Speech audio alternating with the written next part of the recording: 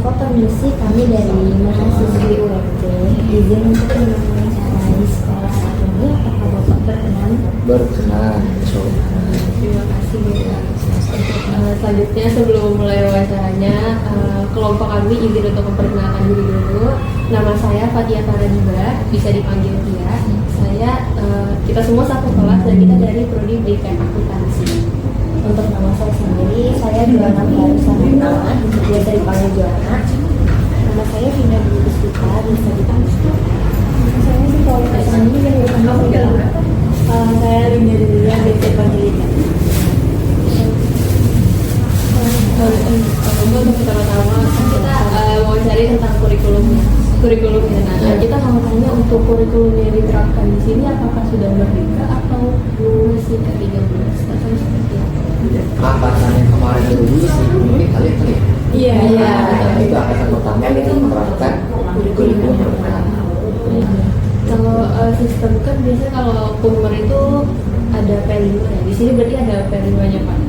Cara mengimplementasikan tema, contohnya kayak kalau sekolah itu kayak ada acara gitu. Mungkin di sekolah ini bentuknya jaringan seperti apa? Ada, kelimanya ada. Karena kan kita mungkin bedanya di judul ya, di judul tema, percaya kepada Tuhan. Terus ada apalagi yang kearifan lokal. Nah waktu itu sih kalau di sini terapannya karena di sini bukan termasuk intinya ya memang sekolah Islam ya, itu ada yang percaya kepada Tuhan itu yang kita P5-nya itu melakukan yang namanya baca tadarus lah. Itu yang untuk di awal-awal kelas 10 gitu. Kan kalau nggak salah P5 itu 76 jam atau 90 jam gitu. Nah itu kita bikin 2 minggu. 2 minggu full khusus untuk P5. ya 2 minggu full.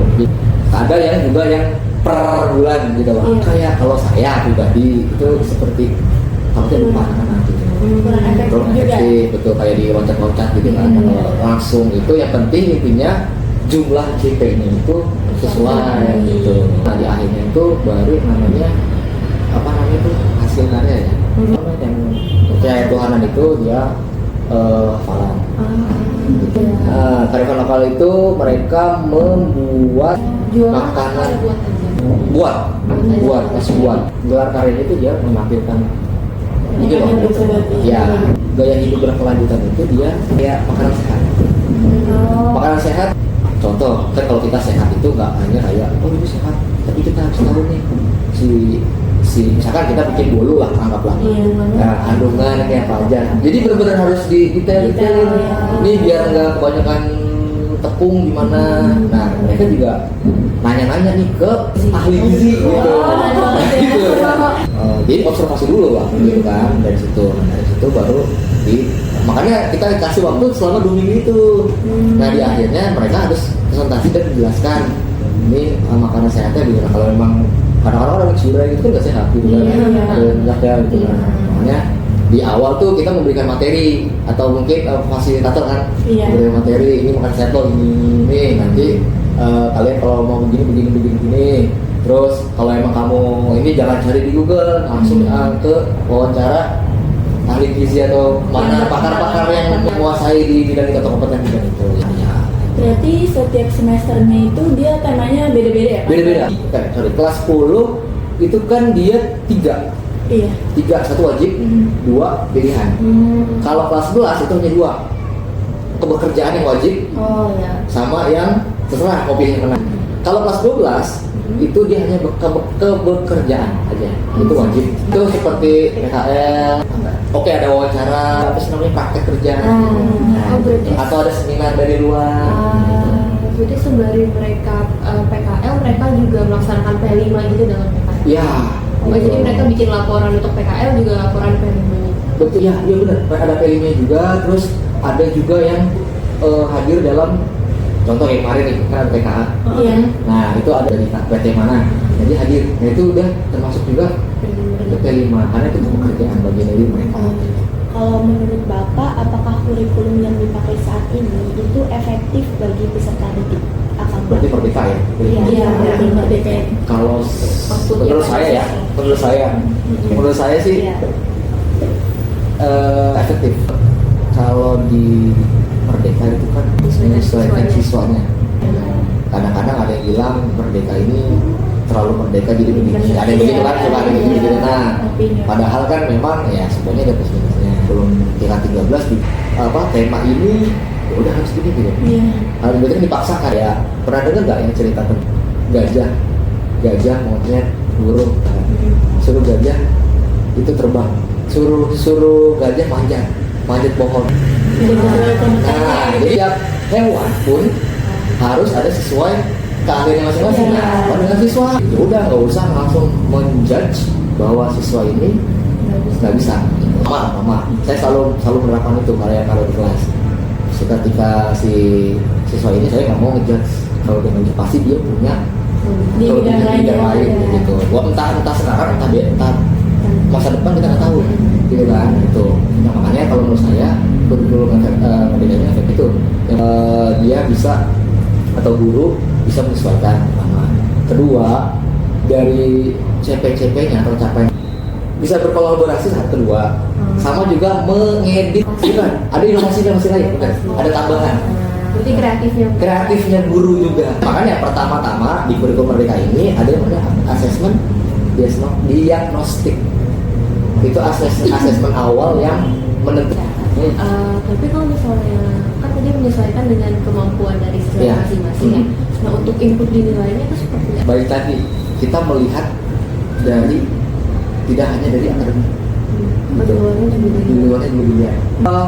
Anggaplah ada siswa nggak masuk ke dia maksudnya nggak masuk kenapa nih?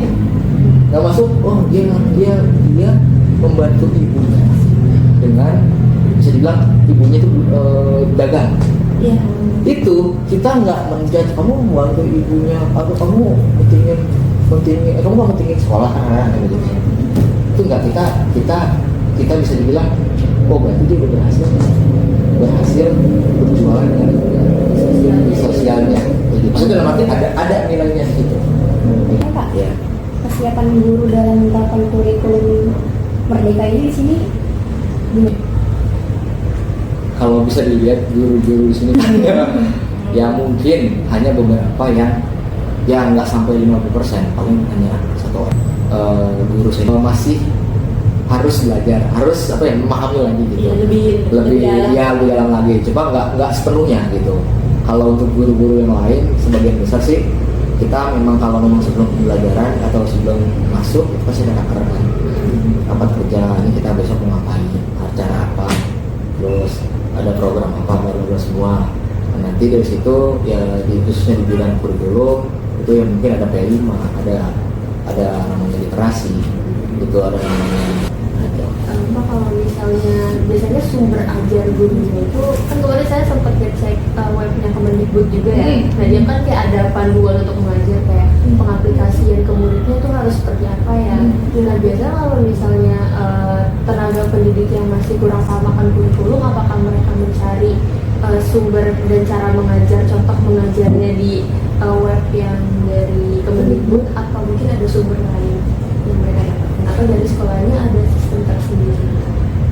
Kalau saya pribadi dari apa namanya itu pelatihan.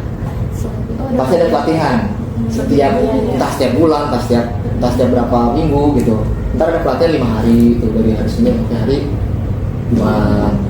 Misalkan kalau di sini ada misalkan di sekolah mana lah di negeri kadang-kadang ya sekolah negeri kita datang ke sana terus 5 hari. Nah itu nanti itu akan bisa diterapkan di kelas.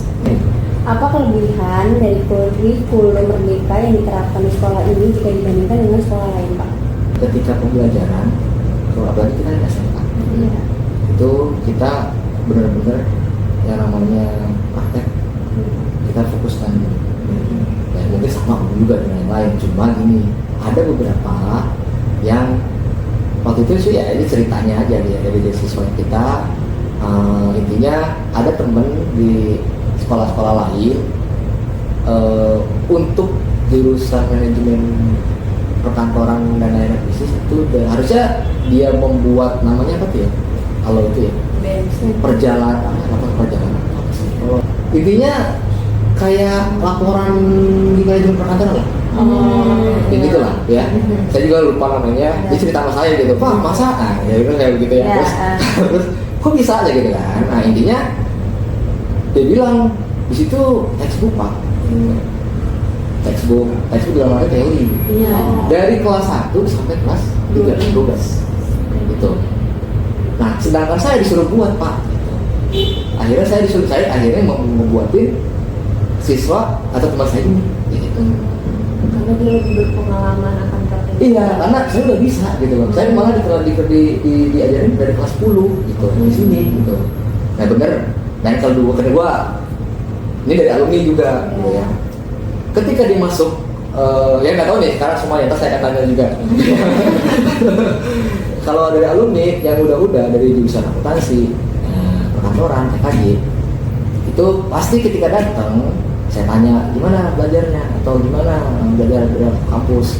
Ya kalau di saya kan pasti saya akan selalu memberikan perbedaan kalau di kampus dan sekolah. Kalau sebelum dia lulus gitu. Jadi saja. Itu saya selalu bilang jangan mikir kalau di kampus itu sama dengan sekolah. Saya bilang gitu.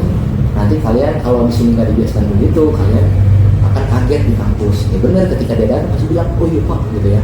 Pasti begitu, oh iya Pak. Nah pokoknya gitulah. Nah akhirnya saya tanya, gimana kalau belajar di kampus? Nah kadang-kadang kalau perbedaannya adalah ini dari alumni ya yang bilang waktu itu ketika contoh lah, anggaplah dia waktu itu belajar misalkan tadi apa? Kalau kamu dasar-dasar akuntansinya apa? Pengantar akuntansi atau apa lagi selain akuntansi? Yang akuntansinya, yang baru akuntansi. Nah, anggaplah nanti ada sebuah praktek, gitu ya. Anggaplah nanti ada sebuah praktek buat apa gini. Nah, itu kalau pengakuan dari alumni itu bisa dibilang ini udah pernah Pak di sekolah. Malah justru saya jadi tutor teman. Nah, itu yang menurut saya juga kelebihan dari kurikulum ini. Ya intinya gini loh, udah ada yang pernah diajari di sekolah ini, ketika di kampus udah masuk langsung diulang, dipakai. Nah tapi yang mungkin yang baru masuk ketika akuntansi itu kan masih belum menangkap lagi, masih meraba-raba. Nah itu ditutorin sama dia. Nah itu memang ya itulah makanya saya bilang kelebihannya di situ. Karena di sini lebih memungkinkan praktek ya, betul, praktek benar ditekanin praktek 30% itu teori, 70-nya praktek. Nah, ini ada tadi kalau kalian ada di situ itu yang di siswa di situ itu juga produksi kita. TEFA kalau tuh. Kalau mungkin TEFA teaching factory. Ya, kalau di depan ini kewirausahaan, praktek kewirausahaan. Jadi mereka punya produk, nanti dia itu juga program kita juga, program dari kurikulum juga, ya kan? Itu nanti dia punya contoh, anggaplah kamu punya apa, misalkan produk, anggaplah yang kamu sirai atau silong. Nah itu program utama kamu tuh. Nah nanti kamu boleh, misalkan mau apa lagi, mau susu ini, mau susu itu. Nah nanti ada lagi nih, misalkan ada, saya naruh apa misalkan, naruh bolu misalkan, atau naruh donat dagangan itu dari situ. Nah nanti bagi-bagian hasilnya, dari situ kita memperhatikan dia gimana melayani customer. Nah kadang-kadang saya juga iseng pakai bahasa Inggris. Nah itu juga saya nilai tuh gitu kan. Nah itu jadi kalau menurut saya di situ juga sarana pembelajaran dia, walaupun memang nggak di kelas. Karena bagi kita belajar itu bukan hanya di kelas, di luar kelas juga boleh. Oke, selanjutnya Bapak mau nanya, bagaimana sih respon dari siswa sama guru tentang prasarana dari kurikulum Merdeka tersebut? Maksudnya pastikan kurikulum Merdeka kan pasti ada teknologinya atau bahan ajar, bentuk bahan ajar atau kayak gimana? Respon itu maksudnya dalam arti gimana nih? Ketika guru mengajarkan ini, terus gimana siswanya? Ya, sarana dan prasarana itu apakah sesuai mendukung gitu Pak? Mendukung. Karena kan biasanya tuh kalau P5 tuh dibutuhin proyektor gitu-gitu. Ini tuh udah memadai sekolah. Alhamdulillah kalau di sini kan kalau laptop ada, laptop ada di atas. Kalau prasarana kan tadi bapak nyebutin kalau misalnya dari siswa ini sendiri dikirim ke sana untuk dari wifi, masa wifi ya. Oh iya, Nah, itu Alat-alatnya itu dari sekolah kah, atau mereka inisiatif untuk beli sendiri? namanya masang wifi dan di rumah dia. Kalau kita sebagai contoh, anggap kalau kita sebagai provider lah, kita punya provider itu baru kita akan kita gitu. Kayak contoh, boleh mendengar nggak sih? Nggak apa-apa. Nggak apa-apa. Nggak, anggaplah kita merek A. Nah, kita kantor A. Nah, kita mau masang pelanggan nih. Iya. Nah, itu kalau dari si alat itu kayak contoh kayak wifi nih. Ya kan wifi itu apa?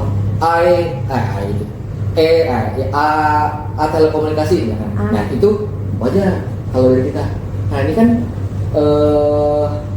kalau untuk mungkin alat ininya doang ya, alat yang mereka butuh pengeceknya. Ngecek daya. Kalau kakak di sana. Iya, masa ini belum pernah tahu. Ngecek daya listriknya gitu. Iya, kayak contoh obeng. Oh ya. Terus ada kalau di TKJ namanya tester. Tester itu yang kayak kalau di kamu pernah, kalau nggak tahu kalau di SMA kamu tuh ada yang punya TKJ. Kalau ada yang cowok bawa yang buat nyolok terus nyolok lagi terus kayak nyala lampu, itu dari sini. Gitu. Kalau aku nggak mungkin dong dari sini. Iya dong. Kalau mungkin gini, kita cuma dasar untuk pemasangan, bukan untuk penyediaan barang. Lab komputer, sebenarnya lab komputer itu yang ada komputernya ya. Jadi kalau saya lab AK ada komputernya, tapi hanya beberapa, ya kan? Karena memang harus regenerasi. Gitu. Regenerasi. Kedua, ini tadi yang kita lewat. Itu yang sebelah sana tadi ada lorong yang ada pintu, ada kan pintu kamu keluar, ini ada pintu satu. Nah itu ada lab komputer juga. Dulu kan ada namanya pelajaran simulasi digital. Sindik. Nah itu lab sindik, itu ada juga komputernya. Terus ada lagi di atas tuh ada tangga ke atas, itu buat anak TKJ-nya ada. Itu ada 13 komputer, harus 20. Gimana? Tadi balik lagi harus permajaan, ya permajaan berarti harus ada yang di upgrade gitu. Itu jadi ada. Kalau di ATA itu ada juga, itu dulu ada 20-an lah, tapi memang harus permajaan lagi. Jadi ada 3 komputer. Jadi makanya kalau untuk untuk kayak ujian-ujian yang kayak misalkan tadi kayak TKA, terus HMBK, itu kita 3 lab udah ada gitu. Jadi pas tuh kalau satu sesi. Untuk kendalanya yang dihadapi dari pihak guru nih, kendala dari penerapan kurikulum itu kan kadang kayak beberapa guru itu kayak masih, walaupun dia sudah mempraktekkan, tapi terkadang tuh dia masih kurang paham gitu kurikulum merdeka ini diterapkan itu kayak gimana. Itu kan anak-anak juga kadang nangkepnya suka beda, Pak. Kok kayak gini ya belajarnya, ternyata ada yang kayak gini seperti itu. Ya, kendalanya mungkin ya tadi ada beberapa yang mungkin masih kurang memahami. Ya, jadi bingung juga untuk menentukan yang mana yang, kalau dulu kan ada KKN ya. Ya kita sebagai sebenarnya gini, kalau untuk kayak gitu kita juga susah juga sebenarnya, kendalanya itu sih kalau menentukan ini ancang-ancang atau batas minimal nilainya berapa gitu, ya kan? Nah makanya kadang-kadang gimana ya, kalau bisa dibilang 76 bukan 76, kalau yang KKN itu sebenarnya kita hilangin, cuma kayak mau berbayang-bayang, kita bayang-bayang aja gitu. Ketika misalkan ya begitu pun murid ada yang nanya, Pak KKN kita dong sih. Nah itu kan kalau kita bingung kayak, wah kan nggak ada KKN, kalau kita jelasin kita nggak ada KKN. Terus kita ibadahnya begitu kan. Makanya kita ancang-ancangnya adalah ini KKN kita oke kita nggak adain, cuma kita anggaplah acuannya adalah ini. Tapi bukan KKN gitu loh. Jadi kayak KKN itu seperti bayang-bayang aja gitu. Udah intinya 76 gitu. 160 bisa gitu. Nah tapi itu bukan satu KKM kayak gitu. Itu gitu. Jadi kayak KKM ini untuk sebagai acuan aja gitu. Kalau memang ini anak lebih KKM, bukan kita dalam arti berarti dia pertanyaan terpisah. Kalau misalnya kita lihat ini nggak ada, tapi nilainya tambah 60, kecil banget. Iya. Nah gitu loh, akhirnya berarti kita mau kompeten kan, makanya kita acuin aja gitu. Oke Pak, jadi di sini kan tadi udah ada kendalanya ya Pak. Kalau misalnya contohnya kayak KKM itu kan nggak bisa diterapin sepenuhnya, tapi ada juga siswa yang nilainya mungkin kurang. Nah strategi sekolah ini buat siswa yang kompetennya kurang tuh seperti apa? Strateginya ya kita pertama tadi dalam penilaian itu tidak hanya dari akademik,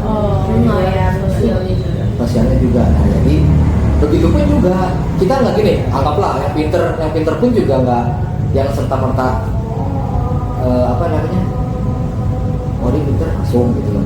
Mas dalam arti nilainya itu tinggi bagus gitu ya, kita lihat juga akademiknya non akademiknya atau mungkin sikap-sikapnya dia gitu di luar dari akademik gitu.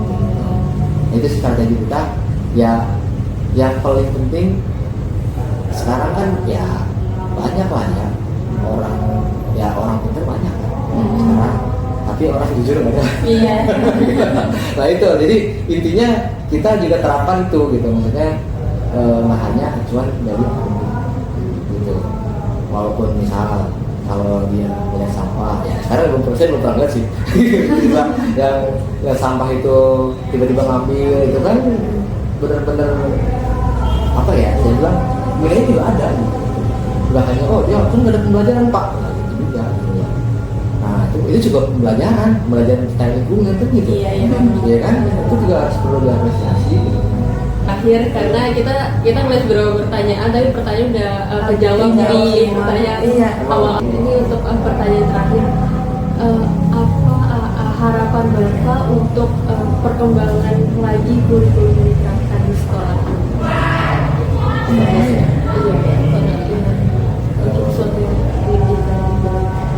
Ya kalau sebenarnya kalau harapan saya sih gini, saya dapat bukan dari IAS, memang kepala sekolah kita nih ya saya pimpinan itu sering membayangkan bahwa sekolah itu jangan sampai inginnya seperti orang kerja gitu. Nah dia pernah ke sekolah mana di Jakarta Utara, itu benar-benar kurikulum itu benar-benar semua mata pelajaran itu kena gitu, tapi dengan kerja gitu. Contoh bukan dipus saja, bukan ya ada mungkin ada yang pusing juga, cuma karena kayak misalkan contoh judul di Hasna itu apa ya, Hasna ini tentang apa pelajarannya.